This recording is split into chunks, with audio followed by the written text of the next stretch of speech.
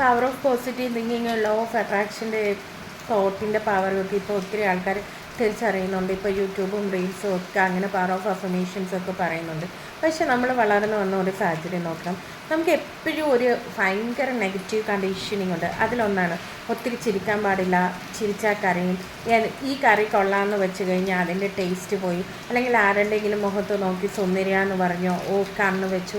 പിന്നെ ഒരുപാട് തെറ്റിദ്ധാരണകൾ മനസ്സിലാക്കിക്കൊണ്ടല്ലേ ഓരോ ജനറേഷൻ വളർന്നു വരുന്നത്. എന്തുമാത്രം നെഗറ്റീവ് കണ്ടീഷൻഡാണ് നമ്മളുടെ സൊസൈറ്റി. അതുകൊണ്ടല്ലേ പലപ്പോഴും നമ്മൾക്ക് പല കാര്യങ്ങളും ചെയ്യാനായിട്ട് നമുക്ക് ധൈര്യമില്ലായ്മ. ബിക്കോസ് നമ്മൾ റിസ്ക്കുകളൊക്കെ ഏറ്റെടുക്കാൻ വേണ്ടി നമുക്ക് സാധിക്കില്ല. അതുകൊണ്ട് തന്നെയല്ലേ ഇപ്പോഴും ഡെവലപ്മെൻറ്റ് നടക്കാത്തത്.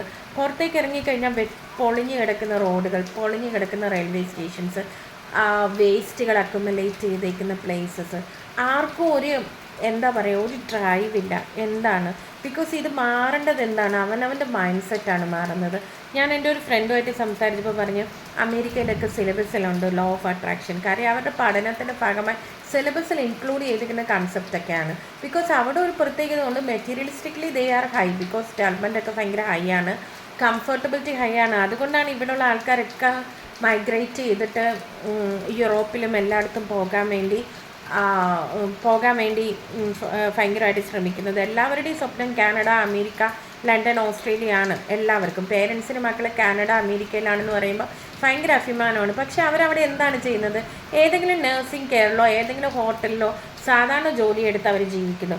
പക്ഷേ ഭയങ്കര വലിയ ബ്രെയിൻ പവർ റിസോഴ്സസ് ആണ്. ഇവരുടെ ക്വാളിഫിക്കേഷൻസ് ഒക്കെ എന്തൊക്കെയാണ്?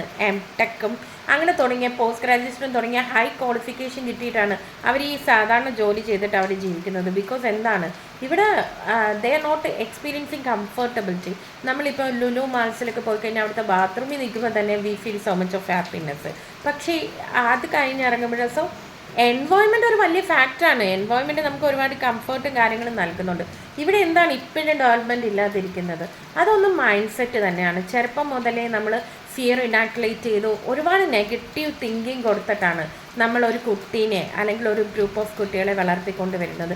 ഇപ്പം നമ്മൾ അടി കൊടുക്കണം, സ്കൂളിൽ നിന്ന് വടി അപ്രതീക്ഷിതമായി, അല്ലെങ്കിൽ നമ്മൾ കുട്ടികളെ ഒരുപാട് ലാളിക്കുന്നു, ഒരുപാട് സ്നേഹിക്കുന്നു എന്ന് പറഞ്ഞ് ഒരുപാട് കാര്യങ്ങൾ നമ്മൾ പറയുന്നുണ്ട് ഇപ്പം നടക്കുന്ന പ്രശ്നങ്ങളുടെ കാര്യമായിട്ട്.